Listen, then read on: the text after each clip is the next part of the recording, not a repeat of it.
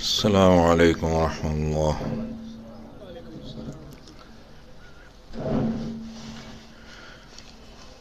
چون بجان در رفت جان دیگر شود، جان چون دیگر شود جہان دیگر شود۔ قرآن کریم کے بارے میں فرمایا کہ چون بجان در رفت، جب انسان اس کو سمجھ لیتا ہے، اس کے دل میں اتر جاتا ہے۔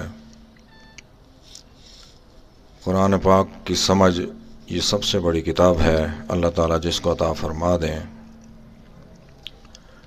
چون بجان در رفت جان دیگر شود، تو اس کو سمجھ آ جاتی ہے دین کی بھی دنیا کی بھی، تو پھر اس کی جان جو ہے وہ پہلے والی نہیں رہتی، وہ بدل جاتی ہے، اس میں بدلاؤ آتا ہے۔ جیسے جیسے قرآن آتا گیا، صحابہ کی زندگیوں میں بدلاؤ آتا گیا، عرب کی زندگی میں تبدیلی آتی گئی، اسی طرح اب بھی تبدیلی آتی ہے۔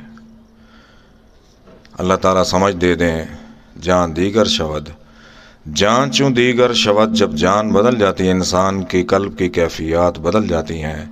جہاں دیگر شود، پھر دنیا بھی بدل جاتی ہے اس کی، اس دنیا کی بھی اس کو سمجھ آ جاتی ہے، اس دنیا کی بھی اس کو سمجھ آ جاتی ہے۔ دنیا میں رہ کر دین پر کیسے چلنا ہے اور آخرت کے لیے سامان کیسے پیدا کرنا، یہ اس کو سمجھ آ جاتی ہے۔ اللہ تعالیٰ جس کو سمجھ دیں۔ آج ہمارا موضوع ہے 5ویں وحی۔ 4 وحی ترتیب سے ہو چکی ہیں۔ پہلی سورہ علق کی آیات ابتدائی، دوسری وحی سورہ قلم کی ابتدائی آیات، تیسری سورہ مزمل، چوتھی سورہ مدثر۔ آج موضوع ہے 5ویں وحی، الوحی الخامس۔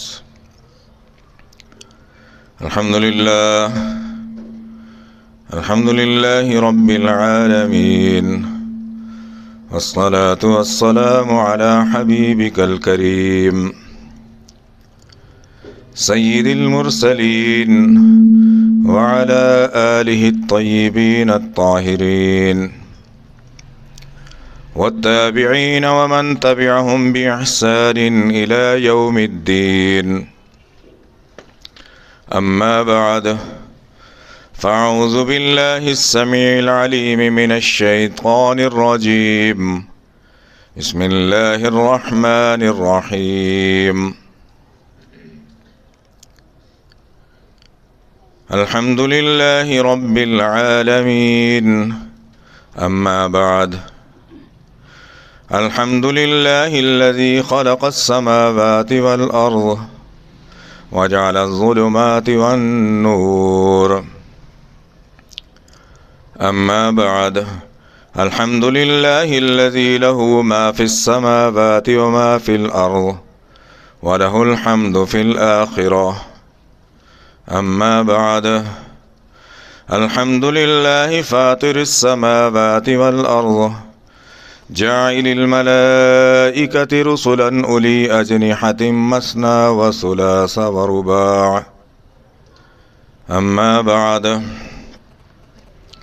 الحمد لله الذي أنزل على عبده الكتاب ولم يجعل له عوجا،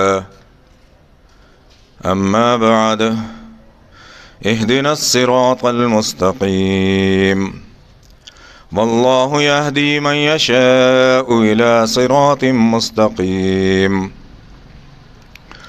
قل إنني هداني ربي إلى صراط مستقيم، أما بعد،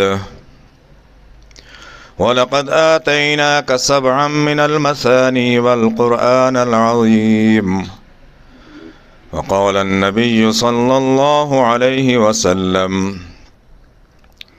أم القرآن هي 7 المثاني والقرآن العظيم، صدق الله العلي العظيم، وصدق رسوله النبي الكريم أمين، ونحن على ذلك لمن الشاهدين والشاكرين، والحمد لله رب العالمين۔